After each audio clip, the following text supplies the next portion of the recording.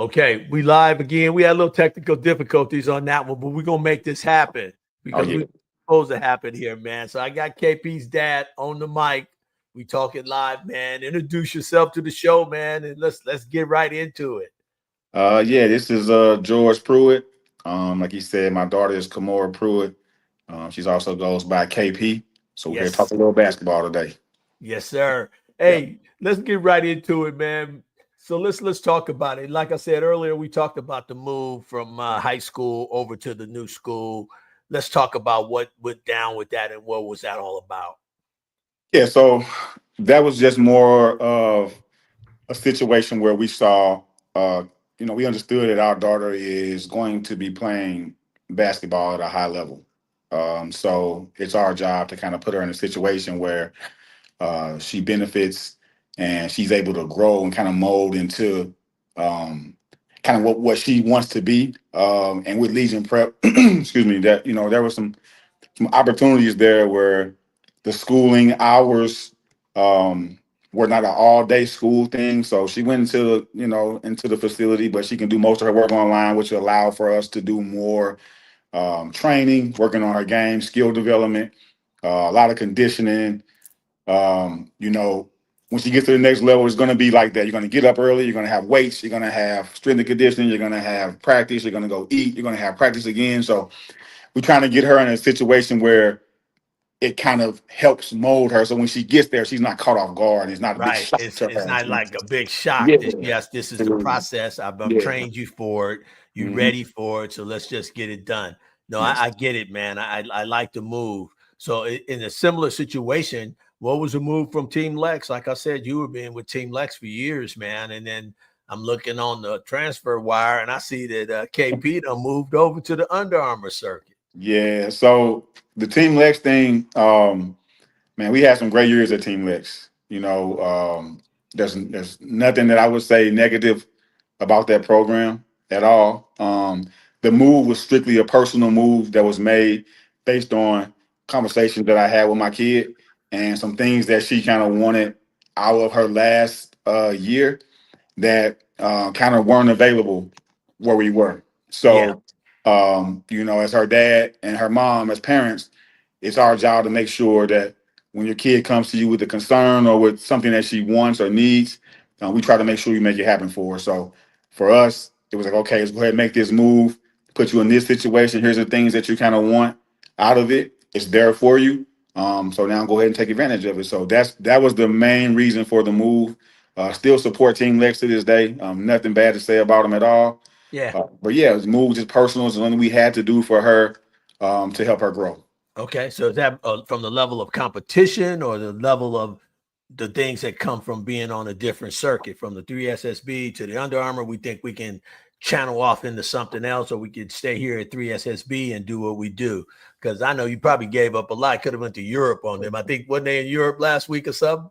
They Yeah, over in Europe. I'm they pretty were sure in they would have Europe. loved to have KP on that team. So Yeah. what was that when you say that it was a different opportunities on the Under Armour side? Well, not necessarily. That played a part of it. Team Lex is actually Under Armour as well. So Team Lex left from under Adidas. So we weren't going to be under Adidas anyway. Okay. So KP wouldn't have made that trip to Europe anyway. So once that split happened and we were with Team Lex, it was more of things off the court that she wanted, opportunities that she wasn't able to take advantage of before. And some things were presented to us. And, as parents and as kids, you want to make sure you give your kid the best opportunity to have the best experience that they can while they're playing. Gotcha. So we wanted to make sure she was able to take advantage of those opportunities that she got off the court. And, so far it's worked out well for us. Well, yeah, I see that. I watched her, and I've been watching her for a long time from a distance, and she's always been a baller, and I've been enjoying her growth, even Thank you. with the DeSoto days when she was with that team where it had all the players on there. That was I watched her back then, and I watched her in Memphis come out by herself. She Yeah. came out to Memphis a few years by herself to showcase her stuff, man. So I've been following her. So when did you realize that Kamari was special, man? When did you realize that? I realized that she was special early on. When she first started playing, Um, Now, albeit it's a YMCA league, but you're playing against boys, and you can kind of see it. You can kind of see Mm-hmm. those things, at that age. And you got a lot of parents coming up to you telling you, "Hey, your daughter is going to be this. Your daughter's going to be really good." And we're playing against boys, and she's making it. I don't want to say look easy, but she's really doing what she needs to do on the court against those guys. And I knew she really wanted it from an early age because we had a conversation, right? And she was like, we were asking her, this is something that you want to do. If it's for fun, you let me know, and we'll just do it for fun. You play with your friends and things like that. If it's something that you really want, understand I'm going to be so hard on you. It's going to be difficult. It's not going to be easy because I've been there and I know kind of what it takes. Oh Right. yeah. So she told me, she said, no, I want to go to the WNBA. She was around 7 years old, maybe. I want to play in the WNBA. I want to play in college. I want you to be hard on me. I'm like, Okay. okay, cool. It sounds good, right? 7 years old. Okay, cool, whatever. Yeah, yeah. But what started happening was she started waking me up around 5 a.m. Get up on her own, Woo! I know waking me up that's around good 5 stuff there. a.m. And You man, didn't have to get her up. She coming to get you. she came to get me and said, that's the YMCA right around the corner from my house, opened up at like 5:30. So she would get me up at 5 o'clock every morning. Hey, let's go work out. Let's go train. This is like 7 or 8 years old, right? And so at that point, I knew she really wanted it. But the moment that I knew she really had it and I Yeah. knew that she was special, we had our own little organization in St. Louis, the Lady Renegades, right? So she always played up with us because we always played up because the competition level, we just wanted to make sure the kids were challenged and make sure that they were able to grow, right? So, but we let her play her own age group when we traveled on the circuit. We traveled out of town, so we went to this tournament, I want to say maybe in Oklahoma City. And she was playing with us on our older team. She had just got done playing, and we went to go play with. She's playing with Tennessee Pride. She's playing Okay. her own age with Tennessee Pride, and so we walk in the gym. The game has already started, right? Tennessee Pride's losing probably by like 25-30 to Sci Fair, and we get in. Kamora takes her jersey off, her Renegades jersey off, throws on a Tennessee Pride jersey, hops on the court, get busy. I'm talking about is I knocking love down, to getting see buckets, that. right, and starting to kind of bring the game back a little bit. And I'm getting word of there's a parent on the other side talking about my kid, right? And so I'm Talking thinking, talk. I'm like, what's going This on? is So show. You can say that. You yeah, can drop yeah. bombs on And this so and show. so they're like, man, they're cheating, man. Why they got to cheat to bring this older kid down here, man? She playing with us and she ain't playing her age. So now in my mind, I'm like, okay, you think my daughter older than what she is because she's out here getting buckets on this team. We still You know ended up you said losing. something. Huh? You said what? I say, you know, you told him. You told him something. I try. Well, I tried to. So what happened is it's funny because it's actually Ryan DeSouza's dad, right? So he was the one that I ended up not knowing who it was at the time. But after the game was over, I'm walking over towards that way to go figure out, who got something to say about my kid. Right. And he's coming towards me trying to figure out who coming to see him, right? And so we didn't know who each other was though. So I walked past him, he walked past me, and then when I got over to the scores table, somebody had pointed up and said it's him over there. So I turned around, I looked at him, and he looked at me, and we kind of just like, yeah, whatever, and we kind of went on about our own business. But it was that moment that made me realize that, you know what? This kid is special, man. We got people, Yeah. got grown men thinking that my daughter is cheating, and that they were concerned that they were going to lose their game. And Right. so from that point on, she's been working diligently to be one of the best players in the country. And she's been blessed with the opportunities and blessed with the skill set and blessed with the work ethic, most importantly, to enhance her skills and kind of be where she is today. Yeah. Yeah. And who's to know? Her and Ryan was gonna be teammates later in the future, Absolutely. huh?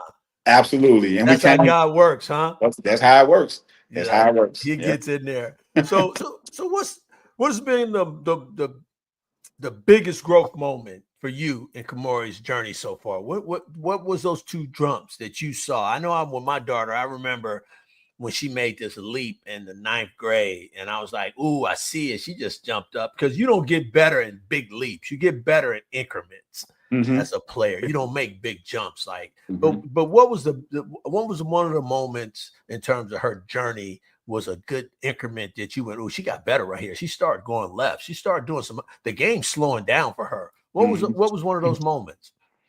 When we moved to Texas from St. Louis, we Mm-hmm. moved and we started playing with Sci-Fair. We came from St. Louis, moved to Texas, and we joined Sci-Fair at the time.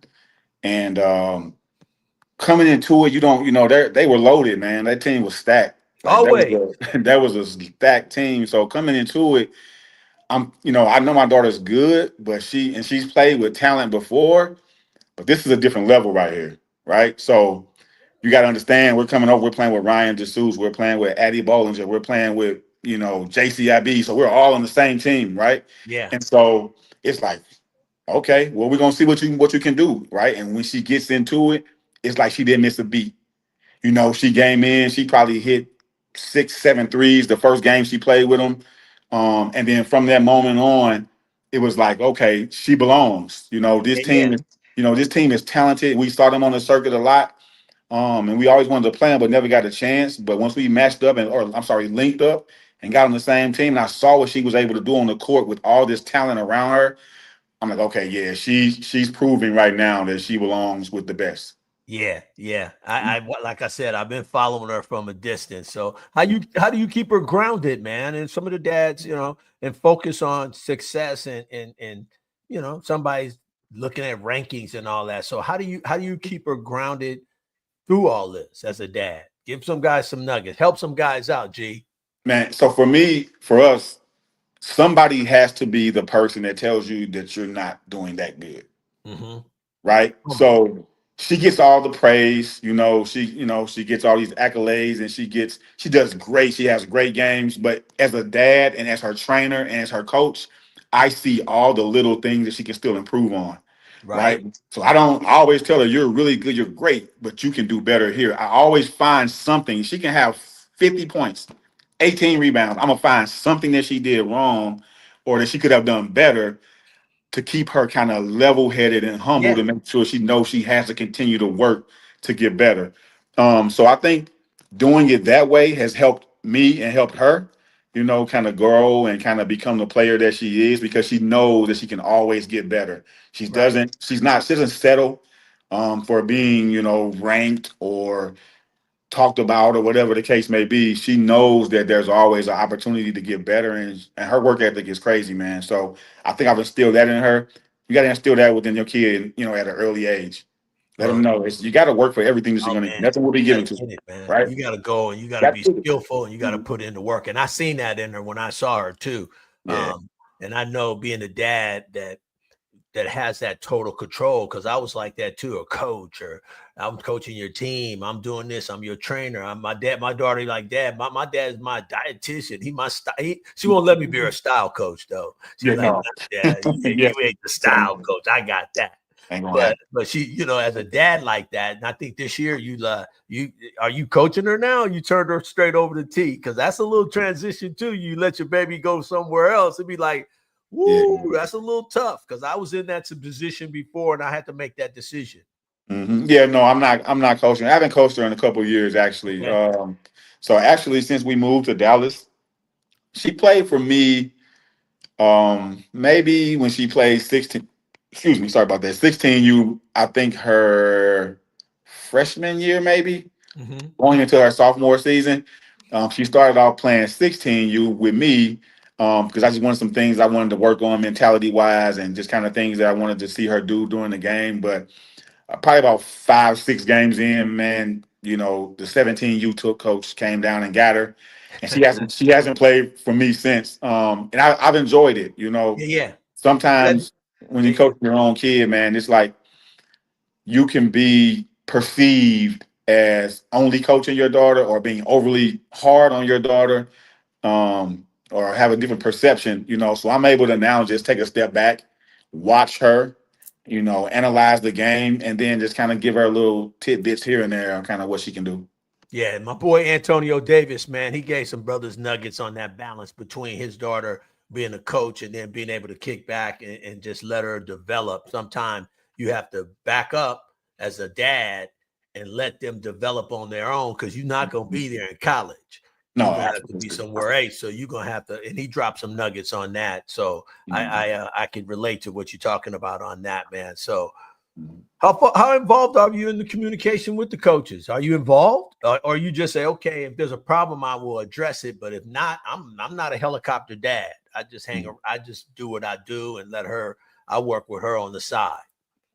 So we have a good partnership in this thing, right? So um initially in the beginning, I didn't feel like it was going the way it should have been going. So um, we took control of her recruiting. Just when I started coaching and coaching, became under Team Lex and I was coaching, we took control of her recruiting in the beginning stages, reaching out to the coaches, making sure that she was either on their radar or that they felt like they can get her because a lot of things have been said and told us that people felt like they couldn't get Kamora. They weren't going to be able to get her out of Texas. Or they weren't going to be able to recruit her. So we had to take over the recruiting just so the coaches understood like that's not accurate. Like she'll go anywhere in the country as long as it's a good fit for her. And Yeah. now as we've gone along, um, she's kind of taken over her recruiting, and we try to let her make a lot of the decisions. We're still there, and we give our advice and we give our opinions about things. But ultimately, she's the one that has to go play for these schools. She's the one that has to do that. So we try to make sure that she makes the right decision. When as a parent, you're going to always have your own little opinion about something, but ultimately, man, whatever she wants to do, we're here to support her. Right. I could dig it. Being a girl dad going through that process too. I just put parameters around it. I wasn't making the decisions. I put parameters around the whole situation, and I wanted her to grow to be able to talk not just to the coaches, but when you get out of college and you interviewing for a job, you got to get up and talk and speak and do all of that. So Yeah. I wanted her to have that part of it, and that's what I'm hearing. And I think that by you doing that, it'll grow. She'll grow more for later when she'll be able to talk. So, but let's get into that recruiting thing, man. I'm on social media a lot, and I'm seeing everybody trying to get KP. Man, is there a particular part of the country you want to be at, or is just different style? I can give you some information. One of my other partners who was on the show talking about styles and leagues and fit. So, what are you looking for in that, man? Yeah, no, it's not necessarily a part of the country. As a parent and as a dad, you just want your kid to be happy. So for Yeah. her, I just want her to be happy and satisfied with whatever decision she makes. Now, what goes Right. into that is, yes, the style of play. It plays a huge part of it, right? Because we got to be able, that's what we do a lot of last season, watching a lot of these colleges, a lot of these teams, a lot of these games, just understanding how these coaches play, Right. and trying to understand that and not necessarily locked in and honed in on a certain school because coaches change all the time, right?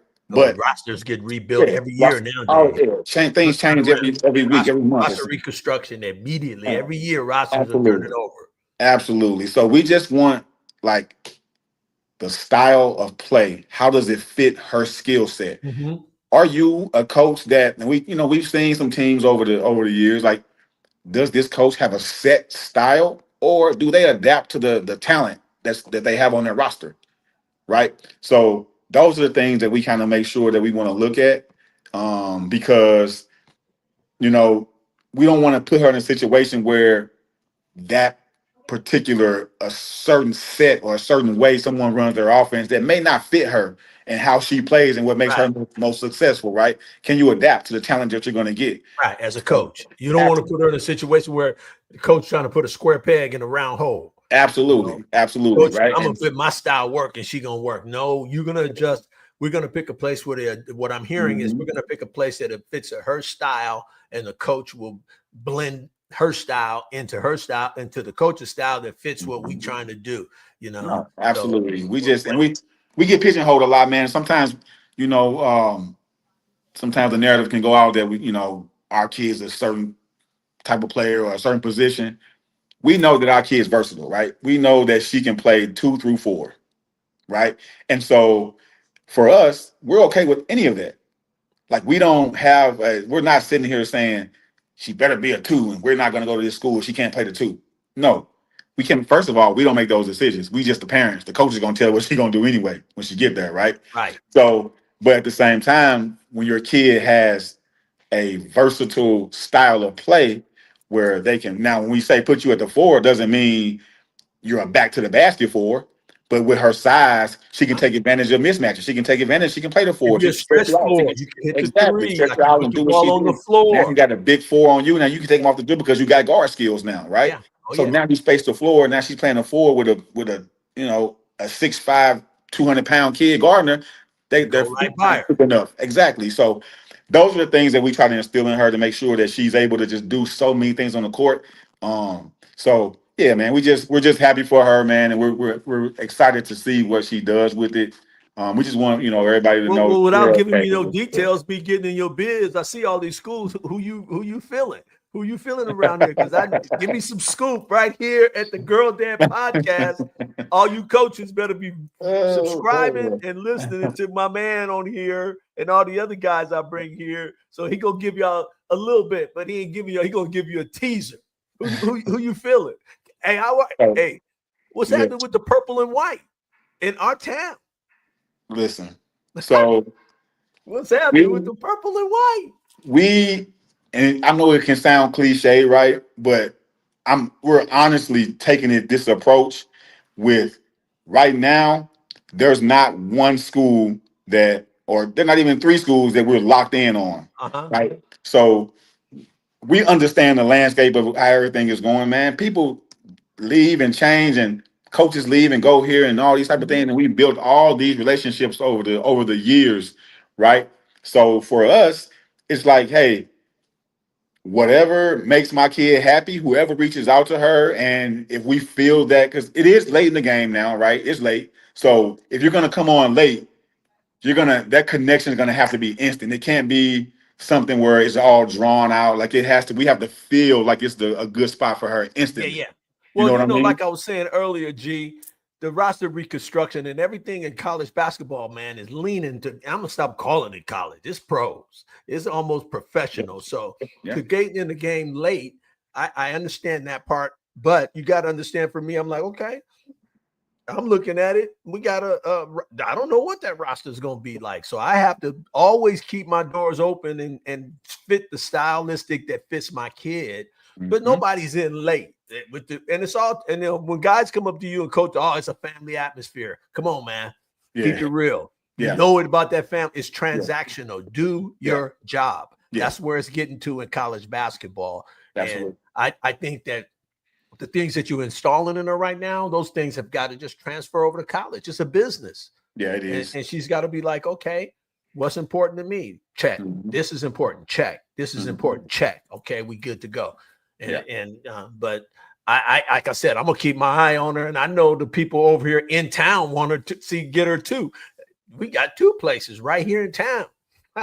Where you at? No, I'm in Dallas right now. Oh, okay, yeah. But I'm talking about schools. Absolutely. We got 2 right here that should be like knocking at your door.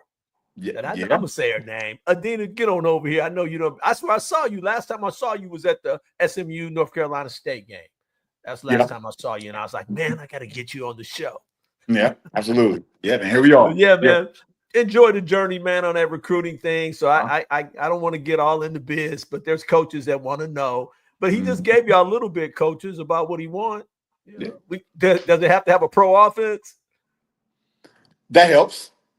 Okay, that's one it helps check. to have, Got to have a pro offense. somebody either Who got a the pro offense offense? or Do they somebody got to on your run up and staff down? that's They doing got to that. run up and down. Yeah, man. They got to be able to. They got to be going. They can't. We got to be moving. We just giving them a little bit. We're not telling anything. We ain't gonna tell them everything, but they got to get them down the floor, man. Do they have to be able to run the pick and roll? Yep, that too. Absolutely. That's part of our game. Coaches, you hearing? You got to be able to run a pick and roll. You got to have fast pace. You got to be able to go in transition. You got to be able to preach defense. That's big for us. That was coming. That's big for us. Like for me, and defense is big. I've been you got to play some since a kid. Like, because you can't go to college saying I'm going to be a 2 and you can't guard the 2. You know what I'm saying? You got to buckle down, baby. Slap the floor and let's go. So we gotta go. We guard over here. So yeah, man, that's good, man. I knew the interview was gonna warm up when we got into that. Yeah. Well, tell me this, man. What are some of the lessons off the court that you hope Kamari always carry with her? some of the lessons from basketball that teaches her. I hope she cares. Because I used to get on my daughter. I want some things that you learn. Basketball just not running up and down. Yeah. Learning nothing. You got to learn. You got to learn how to do something and take it off the court just for when the ball stops. Yeah. The biggest thing that I would say, or one of the biggest things that I would hope that she takes with her is just going to be dedication and discipline in whatever you do. Yes. You know, you have to understand that at some point the ball's going to stop bouncing. You want to run your own business or whatever you want to do. It takes dedication. You're going to have early mornings, long nights, running your own company. You're going to have to communicate, and you talk to these coaches all the time. You're going to have to talk to these different clients and different things like that. So all of these things, preach. Absolutely. That's what we want to make sure that we instill in her, and make sure that when you get done playing basketball, all these things that we have done over the course of your life has taught you exactly. They're applying life. That's what basketball teaches us. Don't just run up and down thinking it's just dribbling. Yeah, it's life, man. So I'm happy to hear that, man. And when the lights are off, too, man, what kind of conversations y'all have, man? Because I know the conversation me and my daughter and I used to have, and we still have. Actually, let me tell you, it gets better as they get older. So now that mine's older, we have some good conversations, man, outside of basketball. Because back in the day, we used to be, Dad, you doing too much. You doing too much, Dad. You doing. Like, baby girl, this stuff you doing is cool for high school, but college is this. And if you then college, I was like, you trying to go overseas or pros, you got to take this step. But what kind of conversations, man, outside of hoop, man, that y'all late, they be talking. I be trying to get my daughter to learn how to play dominoes. Man, look.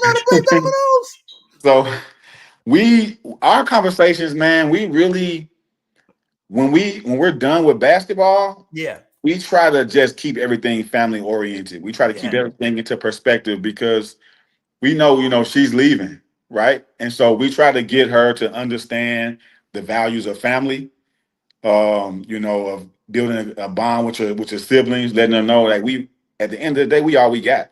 So we really have those kind of conversations, just so she can understand that when you get to a situation, it's not going to always be peaches and cream. Like, you're going to get to school and you're going to be, it ain't going to always be. It's going to be hard. Like, you're going to always have us to fall back on. Yes. So we always try to just reiterate those things. We have those kind of conversations. And then also we got to make sure that she understands, man, to keep God, the center of your life. Center of your life. Yeah, because we'll be all right right there. You hitting it. There it is. We vibing now. We man. Vibing. Oh yeah, absolutely, man. So, but how tight is your circle, man? I never hit you with that. How tight? You got a tight circle? I do, man. I really do. It is, man. It's real tight, and you got to have a tight circle. Got to. Well, tell me this, man. Let's land the plane on this. My signature question, man. And you've been through, and it's not even over yet.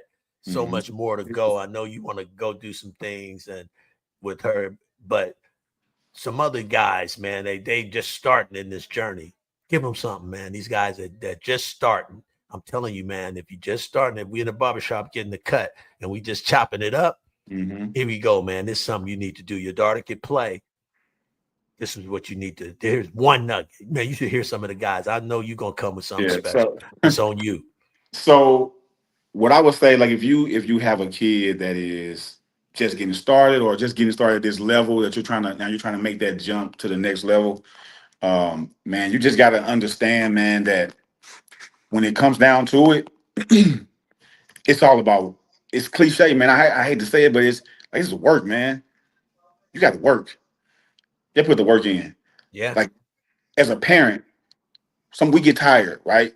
But it's our job to make sure that our kids get everything that they want out of life. We want to give them everything that we could not have, opportunity that we didn't have. We want to make sure they have it. So sacrifice for your kid, invest for your kid. That's a good word. Invest. Yeah, invest. That's what it is. It's not free. This basketball, any sport that you play, it's not free. It's not cheap. But it's a sacrifice. And it's an investment in your kid's future. Oh yeah, and basketball's getting to be real expensive, bro. Absolutely, man. And for that, man, I just give these brothers, man, just take it, enjoy it, man, because it goes so fast. Woo! It goes so fast, man. Guy Earl, I'm propping you, guy. He said what you said. It go too fast. Don't believe. Man, listen, my daughter is about to. This is her last year. This is her last. And it went fast. It's her last summer. I remember just yesterday we just started playing basketball. So it's over already in 2 more tournaments. There you Come on, go, man. man. You know, That's so good stuff. enjoy your process, man. Sometimes you're hard on your kid and you expect so much out of your kid, but you got to enjoy it. You got to sit back, allow them to enjoy, allow them to have fun, and you enjoy it yourself as a parent. Good stuff, man. Hey, thanks for coming on the show. You dropped some nuggets, man. I should have got you on. We'll go all night. I got some more Absolutely. stuff I want to ask you, but Hey, thanks a lot, man. The no nuggets problem. that you dropped. Hey, girl dads. Girl, dad. You see it down there. Go to the spot, get some knowledge, help you out. Don't step on that landmine. Go to the Girl Dad podcast, all of our social media, Facebooks, and get this knowledge he just gave you for free. For All free. right. Free Hey, game. thanks a lot, man, for coming on the show again.